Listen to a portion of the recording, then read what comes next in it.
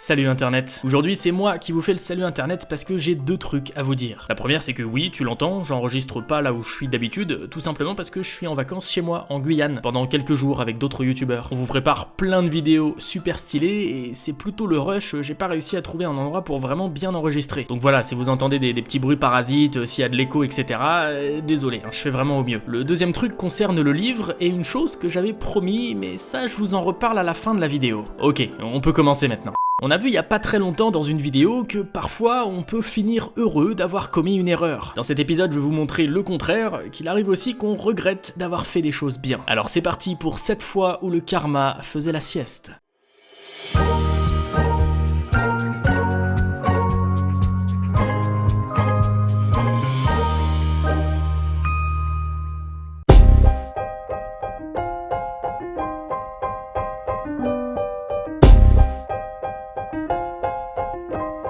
Notre première escale, on l'a fait au Canada, dans l'état du Nouveau-Brunswick. Là-bas, deux universités ont voulu accueillir les petits nouveaux le jour de la rentrée 2010 en innovant un petit peu. Les proviseurs savaient que la première année d'université, c'est souvent sportif et éprouvant pour le bassin. Je te passe les détails, revenons-en à la brillante idée de ces messieurs, organiser des cours d'éducation sexuelle pour les premières années et puis en profiter pour leur distribuer des centaines de préservatifs gratos comme ça, dans les premiers jours de la rentrée. Chaque préservatif était accompagné d'un flyer contenant des conseils sur la contraception et un rappel sur la notion de consentement mutuel. Des trucs un poil importants quand même. Enfin bref, une vraie bonne action pour guider les jeunes âmes perdues et libidineuses qui errent par centaines dans leur campus. Mais alors, qu'est-ce qu'il y a à foirer là-dedans? Ben je t'explique, chaque préservatif était accompagné d'un flyer, ouais, sauf que le flyer, pour tenir, il était agrafé au préservatif. C'est-à-dire agrafé avec une agrafe quoi. Donc ouais, tu m'as compris, ils étaient tous troués. Le personnel de l'université s'en est rendu compte assez rapidement, mais quand même trop tard. Il y avait déjà une centaine de préservatifs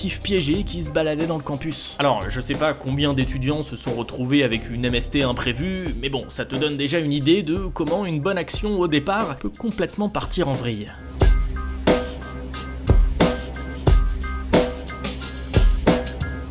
Pour notre prochaine histoire, direction le Bangladesh, où une initiative du gouvernement et de l'UNICEF dans les années 70 et 80 est aujourd'hui considérée comme la pire chose qui soit arrivée au pays ces dernières décennies. Je m'explique. Au Bangladesh, entre l'océan Indien et le delta du Gange, il y a de l'eau partout. Et pourtant, l'accès à l'eau potable était un problème majeur pour la population à la fin du XXe siècle. Une très grande partie de la population n'avait tout simplement pas accès à de l'eau potable, les puits existants étant tous très pollués et pleins de bactéries. Face à tout ça, le gouvernement et l'UNICEF ont massivement investi dans les années 70-80 pour creuser et construire 1 million de nouveaux puits dans le pays. Des puits d'eau potable, hein, bien évidemment. Dis-toi, au début des années 90, une équipe de géologues anglais avait même certifié la non-toxicité de l'eau contenue dans ces nouvelles sources. Enfin, ça c'est ce qu'ils croyaient, parce que la suite, c'est le récit du plus grand empoisonnement de l'histoire. Ce que personne n'avait vu venir, c'est que cette eau potable ne le serait plus, mais alors plus du tout au bout de quelques années. En fait, ils n'avaient pas pris en compte l'arsenic qu'on trouve naturellement dans les roches de l'Himalaya, un élément pourtant très toxique pour l'être humain. Les puits avaient tout simplement créé de nouvelles routes pour l'eau souterraine qui arrivait depuis l'Himalaya, des nouveaux itinéraires qui mettaient directement en contact l'eau avec l'arsenic. Les géologues anglais n'ont rien vu venir parce que l'arsenic met une dizaine d'années à devenir soluble et donc à se mélanger à l'eau. En fait, ils ont fait leurs tests de puits un petit peu trop tôt, parce que quelques années plus tard, les puits étaient quasiment tous contaminés et les cas d'intoxication chez la population se comptait par millions. Aujourd'hui encore, la population bangladaise paye les pots cassés de cette bonne action entre guillemets de l'UNICEF qui a terriblement mal tourné. En 2016, une association a publié un rapport très inquiétant dans lequel elle estime que plus de 20 millions d'habitants sont exposés quotidiennement à ces eaux toxiques et à peu près 43 000 personnes en meurent chaque année.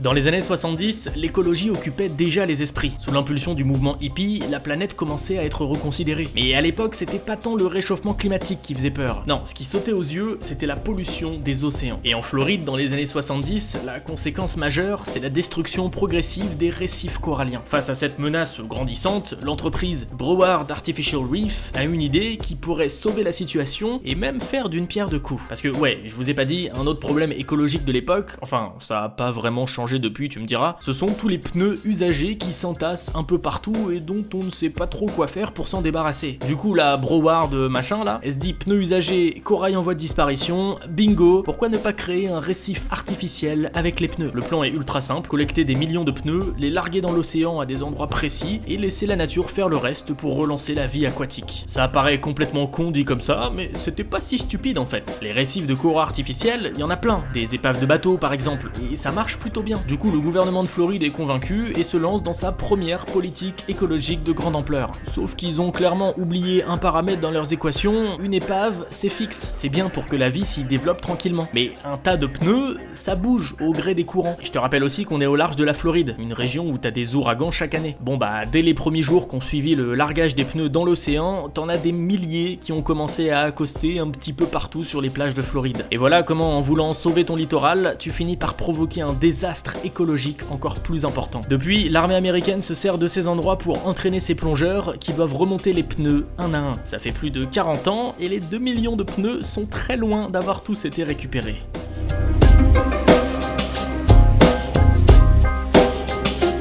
T'es sûrement au courant, depuis la crise des subprimes aux États-Unis, des dizaines de milliers de familles se sont retrouvées à la rue du jour au lendemain. Une crise du logement sans précédent et qui perdure encore aujourd'hui. Mais on le sait, c'est en période de crise qu'on peut voir aussi apparaître toute la bonté dont peut faire preuve l'être humain. C'est le cas de la famille Schnoor dans l'Illinois. Sauf qu'en plus d'avoir un patronyme un petit peu nul, les Schnoor, ils ont vraiment pas été récompensés pour leur générosité. En 2015, Joshua et Brandy sont gracieusement venus en aide à une famille de SDF composée de 7 personnes, en leur prêtant une maison gratuitement pendant toute une année. Le temps pour cette famille de se remettre sur de bons rails et payer un loyer à partir du 13e mois. Une bonne action d'autant plus sympa quand tu sais que les Schnoor avaient passé 2 mois de travaux pour rénover la dite maison de fond en comble avant d'en faire don à la famille de SDF. Bon bah tu vois sûrement venir la suite, le jour du 13e mois, quand Joshua et Brandy sont venus récolter leur premier loyer, toute la famille qu'ils avaient généreusement hébergée s'est faite la malle durant la nuit. Encore pire, derrière eux ils avaient laissé une véritable porcherie. Et encore c'est pas très sympa pour les porcs. Je veux dire, tout est démoli, les déchets jonchent le sol, il y a des taches absolument partout. Mais bon, contrairement à leur maison, les Schnoor se sont pas démontés, et même s'ils ont grave les boules, ils affirment qu'ils vont continuer à aider leurs prochains, parce que c'est la bonne chose à faire. Et ils ont bien raison.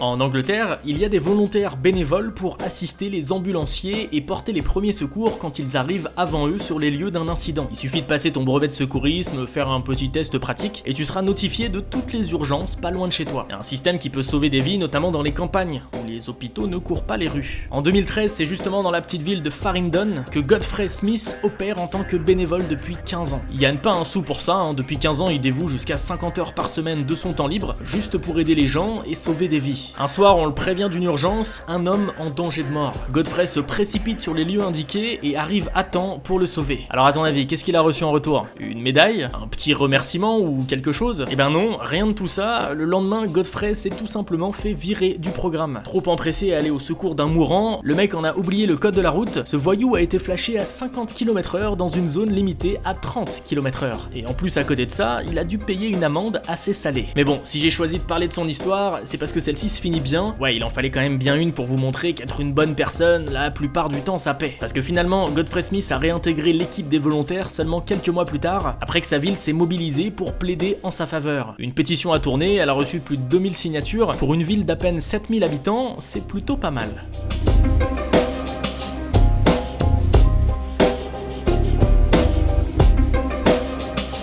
Dans l'histoire, il y a eu beaucoup de lanceurs d'alerte, c'est-à-dire des personnes qui possèdent des informations secrètes et qui, pour l'intérêt général, décident de les rendre publiques. Récemment, t'as eu Edward Snowden qui a fuité tout plein d'informations sur les systèmes de surveillance de la NASA et qui est maintenant en exil, ou plus proche de nous, Antoine Deltour, qui a révélé des opérations de défiscalisation généralisée et qui est aujourd'hui en prison. Enfin bref, des lanceurs d'alerte, il y en a beaucoup, mais il y en a peu qui en sont ressortis indemnes. Ça a fait partie du job, on va dire. Et ça, Derek Lostetter l'a vite constaté. Derek, c'est un jeune hacker qui habite à Steubenville, dans l'Ohio, et quand t'entends son histoire, tu te dis que la justice américaine a quand même de sérieux problèmes. En fait, Derrick a mis à jour une sordide histoire de viol commis par 2 membres de l'équipe de football américain de l'université de Steubenville. Un crime qui était couvert par une bonne partie des élèves et même des professeurs, pour ne pas ternir l'image de leur brillante équipe de football. En hackant le site de l'équipe, l'inspecteur Derrick a mis la main sur des images et des échanges de messages accablants pour les 2 pervers. Le jeune hacker avait suffisamment de preuves pour tout rendre public et faire arrêter les violeurs, sauf que Derrick n'a jamais été remercié pour ce qu'il a fait. Oh non, loin de là même. De 1, il s'est pris les foudres de sa communauté, qui considère apparemment que l'image de leur université est plus importante que l'intégrité physique de ses étudiantes. Et de 2, comme son hacking était totalement illégal, notre justicier en herbe a eu droit à plusieurs visites musclées du FBI et à une arrestation. Après 50 procès où il était menacé de 10 ans d'enfermement, il a finalement été condamné à 2 ans. Ah, et si tu veux savoir, à ce moment-là, les 2 violeurs avaient déjà fini de purger leur peine, respectivement de 1 et 2 ans.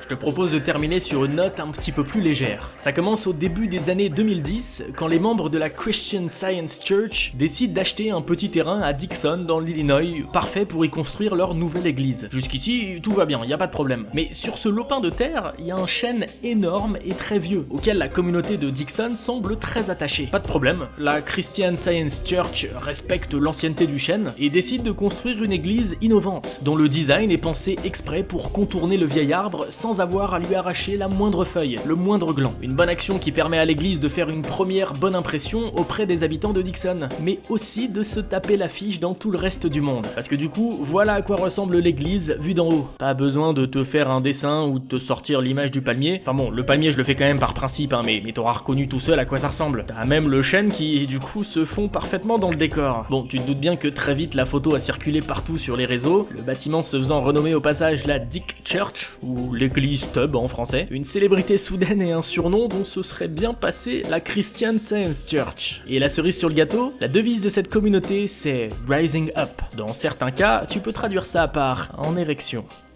Ça y est, c'est fini pour aujourd'hui. Je pense sincèrement que quand je commence à parler d'église en forme de phallus, c'est un signe qu'il faut que la vidéo s'arrête bientôt. Ok, comme je vous l'ai dit en intro, je voulais donc vous parler du bouquin. Vu les bons retours, je pense que vous l'avez bien aimé. Perso, j'ai juste adoré vous rencontrer lors des séances de dédicace, mais j'ai jamais oublié ma promesse de faire don d'une partie des droits d'auteur à une association caritative. J'ai longtemps réfléchi et ça y est, c'est fait. Je me suis rapproché de l'association Tara, qui œuvre dans la capitale indienne de New Delhi. Vous me connaissez, je suis particulièrement touché par l'éducation des enfants dans le monde. Un enfant qui a pas la chance d'être éduqué, c'est comme un papillon sans ailes. Enfin bref, Tara, leur truc, c'est de récupérer des enfants dans des situations extrêmement compliquées. Ils sont parfois orphelins, ils ont parfois des parents ultra abusifs. Enfin bon, c'est pas la joie pour eux. Tara leur file donc un toit sur la tête, de la nourriture dans l'assiette et les inscrit à l'école. Ça apparaît bête comme ça, mais rien que dans la capitale indienne, on estime à plus de 100 000 le nombre d'enfants qui vivent dans la rue. Le plus simple, c'est que je vous mette en fin de vidéo une toute petite vidéo que eux-mêmes ont réalisée pour présenter l'association. Et pour les petits curieux qui veulent absolument parler de chiffres, grâce à vous, c'est environ 5 000 € qui sont partis chez Tara. Ça équivaut à plusieurs mois de frais pour les 60 enfants qui y vivent. C'est juste monumental et je sais toujours pas comment tous vous remercier. Allez, je fais pas plus long, oubliez pas le petit pouce bleu et moi je vous laisse avec la vidéo de présentation de Tara. Merci Internet, tu permets de belles choses parfois.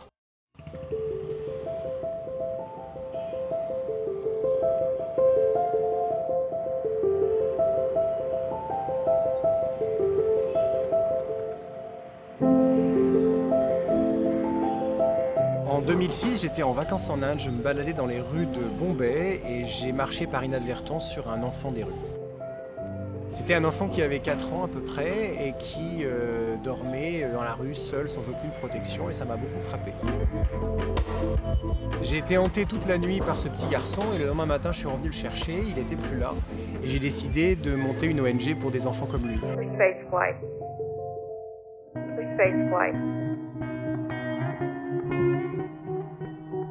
Avec un petit groupe d'expatriés en 2008, on a démarré une ONG en Inde et une autre en France et on a commencé à identifier des parrains et des marraines et des sponsors.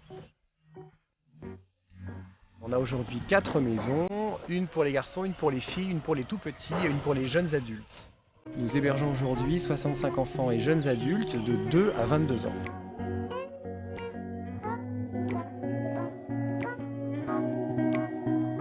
Les les enfants qui viennent à Tara et qui nous sont confiés par le magistrat sont des enfants traumatisés. Ils ont vécu des violences graves, psychologiques ou physiques, ou parfois les deux. Il n'est pas abusif de dire que beaucoup d'entre eux sont des survivants.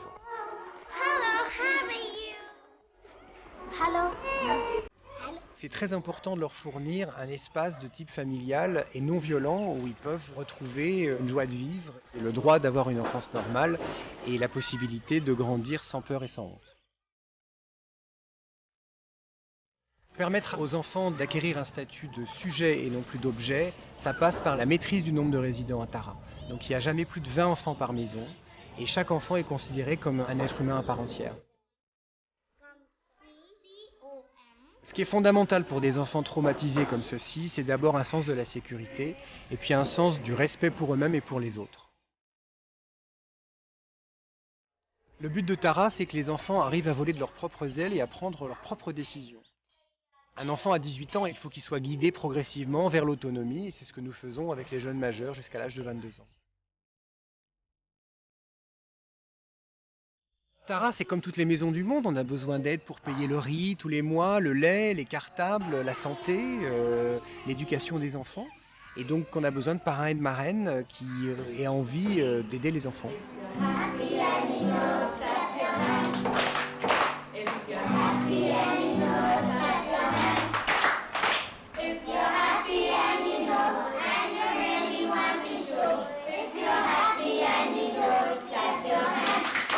Tara en 3 mots, c'est la dignité, l'éducation et l'espoir.